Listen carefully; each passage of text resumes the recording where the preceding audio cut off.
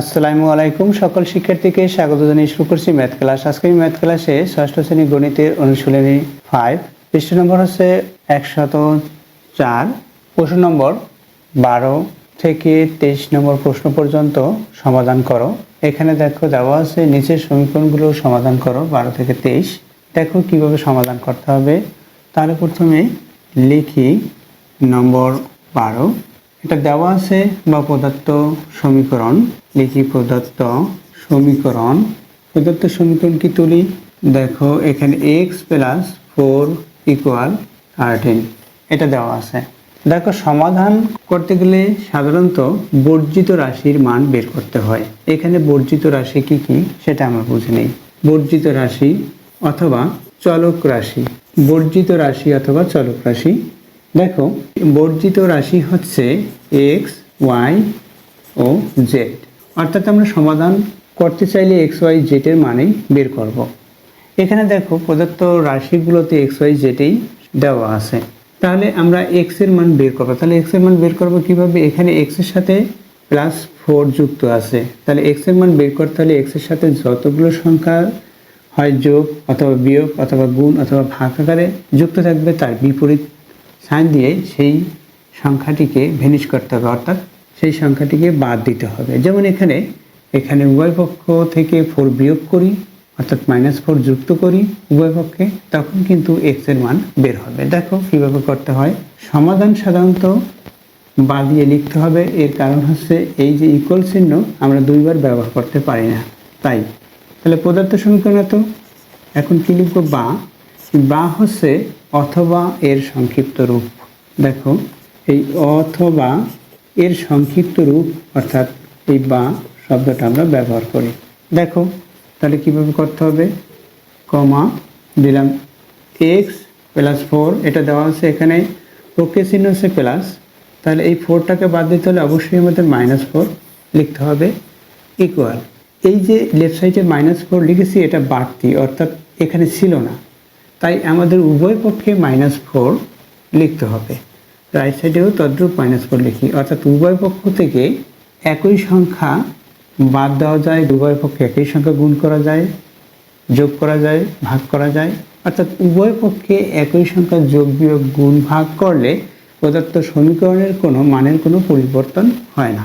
এখন আমরা কি করেছি, উভয় পক্ষ থেকে 4 বাদ দিয়েছি। তাহলে এখানে কি করব সেটা সাইড নোটে লিখে দেব যে উভয় পক্ষ হতে 4 বিয়োগ করে, -4 যোগ করে অথবা 4 বিয়োগ করে। তো দেখো কি লিখতে হয়, উভয় পক্ষ হতে 4 বিয়োগ করে। উভয় পক্ষ হতে কি করেছে, 4 বিয়োগ করেছি। বা এখন এই 4 থেকে 4 বাদ, অর্থাৎ লেফট সাইডে x থাকবে, রাইট সাইডে এটা থেকে 4 বাদ পড়বে, 9 হবে। x ইকুয়াল 9 হলো, অতএব x ইকুয়াল 9। এখন আমাদের এটা বলেছে সমাধান, সুতরাং আমাদের লিখতে হবে অতএব নির্ণেয় সমাধান x ইকুয়াল 9। এটা হচ্ছে নির্ণেয় সমাধান, এটা হচ্ছে অ্যান্সার। দেখো x ইকুয়াল 9, অর্থাৎ এই সমাধানের সত্যতা যাচাই কিভাবে করব, এটা হচ্ছে অ্যান্সার। সত্যতা আমরা যাচাই কিভাবে করব, দেখো এখানে লেফট সাইডে ছিল x প্লাস 4 ইকুয়াল 13, প্রদত্ত সমীকরণ আমরা জানি এটা। এখন লেফট সাইড হচ্ছে এটা, আমরা রাইট সাইড প্রমাণ করব। তাহলে এখানে আমরা লেফট সাইড লিখব। x এর মান কত, x এর মান হচ্ছে আমরা পেয়েছি 9, 9-এর সাথে +4 করি। এটা লেফট সাইড প্রথমে লিখে, এই লেফট সাইড লিখে লেফট সাইডটা তুললাম, এরপর আমরা মান বসালাম। যেহেতু x ইকুয়াল 9, অর্থাৎ x এর মান আমরা 9 পেয়েছি, তাই x এর মান বসিয়ে দিয়েছি। এখন এখানে আমরা যেহেতু আমরা সমান চিহ্ন ব্যবহার করিনি, তাহলে এখানে ইকুয়াল চিহ্ন ব্যবহার করতে পারি। দেখো এটার সাথে এটা প্লাস করি, 13 হলো। দেখো ইকুয়াল কি হলো, রাইট সাইড হলো, রাইট সাইড। সুতরাং এটা সঠিক, অর্থাৎ x এর মান 9 হবে। এই সত্যতা যাচাইয়ের আমাদের প্রয়োজন নেই, কিন্তু সমাধান সঠিক হলো কিনা সেটা দেখে নিলাম। দেখো এই সমাধানটি এভাবেও করা সম্ভব, অর্থাৎ বিকল্প নিয়ম। এখানে x প্লাস 4 ইকুয়াল 13, এটা।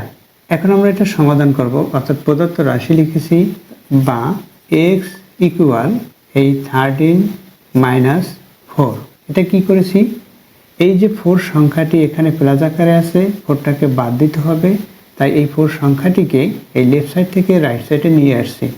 অর্থাৎ লেফট সাইড থেকে রাইট সাইডে বা রাইট সাইড থেকে লেফট সাইডে যদি কোনো রাশি বা সংখ্যা নিয়ে আসা হয়, অর্থাৎ এখান থেকে এখানে নিয়ে আসলাম, এটাকে বলা হয় পক্ষান্তর। অর্থাৎ এখানে লিখব পক্ষান্তর করে, পক্ষান্তর করেছি, অর্থাৎ 4 সংখ্যাটিকে লেফট সাইড থেকে রাইট সাইডে নিয়েছি।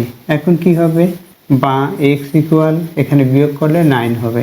দেখো x ইকুয়াল 9, এখানেও x ইকুয়াল 9 হয়েছে। এখন অতএব লিখে x ইকুয়াল 9, অতএব নির্ণেয় সমাধান x ইকুয়াল 9, এভাবে লিখলে নির্ণেয় সমাধান হবে। আশা করছি বুঝতে পেরেছো। এরপর একইভাবে এখানে দেখো নম্বর 13, 14 একইভাবে করা সম্ভব। এখানে প্লাস সাইন, এখানে প্লাস সাইন, একই সমীকরণ, সুতরাং এগুলো তোমরা সমাধান করতে পারবে। এরপর দেখো নম্বর 15। দেখো নম্বর 15, এখানে প্রদত্ত সমীকরণ কি দেওয়া আছে, y মাইনাস 5 ইকুয়াল 11, এটা দেওয়া আছে। বা y এখানে কি, এই যে কনস্ট্যান্টটি দেওয়া আছে এটা -5, অর্থাৎ এই 5টাকে বাদ দিতে হলে +5 করতে হবে, অর্থাৎ y -5, এরপরে 5টাকে বাদ দিতে হলে +5 আকারে লিখতে হয়। এখানে 11 + 5, উভয় পক্ষে 5 যোগ করে, আমি সংক্ষিপ্ত লিখি, উভয় পক্ষে 5 যোগ করে। এখন কি হবে দেখো, বা y, এই 5 থেকে 5 বাদ, অর্থাৎ 5 থাকবে না লেফট সাইডে, রাইট সাইডে কি, এখানে 11-এর সাথে 5 যুক্ত হলো, অর্থাৎ 16, এটা হলো। অতএব y ইকুয়াল 16, অতএব নির্ণেয় সমাধান y ইকুয়াল 16। এখন এর সত্যতা যাচাই করব, y এর পরিবর্তে এই লেফট সাইড লিখে, দেখো সত্যতা যাচাই বা শুদ্ধি পরীক্ষাও বলতে পারি। সত্যতা যাচাই বা শুদ্ধি পরীক্ষা কীভাবে করব, আমরা প্রথমে সমীকরণটির লেফট সাইড লিখব। লেফট সাইড কি, y মাইনাস 5, এটা লেফট সাইড। রাইট সাইড লিখি, রাইট সাইড কি, এখানে 11 আছে সেটা লিখলাম, লেফট সাইড এবং রাইট সাইড লিখেছি। দেখো এখন y এর মান কত পেয়েছি, y এর মান পেয়েছি 16, তাহলে 16 লিখি, ইকুয়াল দেই -5, ইকুয়াল 16 থেকে 5 মাইনাস হলে কি হবে, 11 হবে। দেখো এখানে রাইট সাইড হলো, ইকুয়াল রাইট সাইড। দেখো এখানে নম্বর 16, এখানে 13-এর বা 14 বা 12-এর মতো। দেখো নম্বর 17 করে দেখাচ্ছি। দেখো নম্বর 17 প্রথমে তুলি, এখানে প্রদত্ত সমীকরণ না লিখে সরাসরি আমি দেখাচ্ছি। প্রদত্ত সমীকরণ হচ্ছে এটা, বা এখানে দেখো x এর সাথে এই যে 3 কি আকারে আছে, অবশ্যই তোমরা বলবে গুণ আকারে আছে, অর্থাৎ 3x, 3 গুণ আকারে আছে, অর্থাৎ 3 ইন্টু x বা x ইন্টু 3। এখানে 3 হচ্ছে x এর সাংখ্যিক সহগ বা সহগ সংখ্যা বা সহগ, সুতরাং x, এই 3কে বাদ দিতে হলে, যেহেতু আমরা x এর মান বের করব, সুতরাং x এর মান বের করতে হলে 3কে আমাদের বাদ দিতে হবে। 3 হচ্ছে x এর সাথে গুণ আকারে আছে, গুণের বিপরীত হচ্ছে ভাগ, তাই 3কে বাদ দিতে হলে 3 দ্বারা উভয় পক্ষকে ভাগ করতে হবে। তাহলে কিভাবে, আমরা যদি ভাগটা দেখিয়ে দিই এইভাবে, তাতেও হবে, ভাগটা এই দেখিয়ে দিলাম, তাহলে আমরা লিখতে পারবো যে উভয় পক্ষে 3 দ্বারা ভাগ করে, উভয় পক্ষকে 3 দ্বারা ভাগ করে, এভাবে আমাদের সাইড নোট লিখতে হবে। বা এখন কি, এই 3 দিয়ে 3কে ভাগ করি, এখানে 1 হয়, 3 দিয়ে 12কে ভাগ করি 4 হয়, তাহলে কি হলো 1x, অর্থাৎ x ইকুয়াল এখানে 4, অতএব x ইকুয়াল 4, এটা হচ্ছে নির্ণেয় সমাধান। অতএব নির্ণেয় সমাধান আমরা এভাবে লিখব।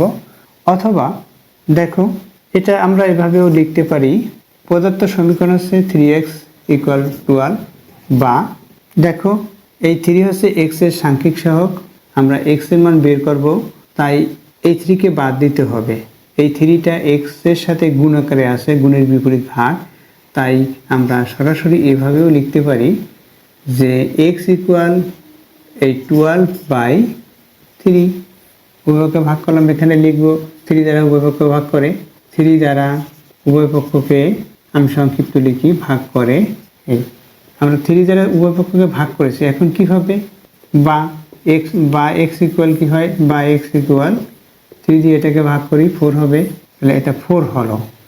তাহলে x এর মান 4, অর্থাৎ নির্ণয়ের সমাধান x = 4। আশা করছি বুঝতে পেরেছো অঙ্কগুলো সমাধান কিভাবে করতে হয়।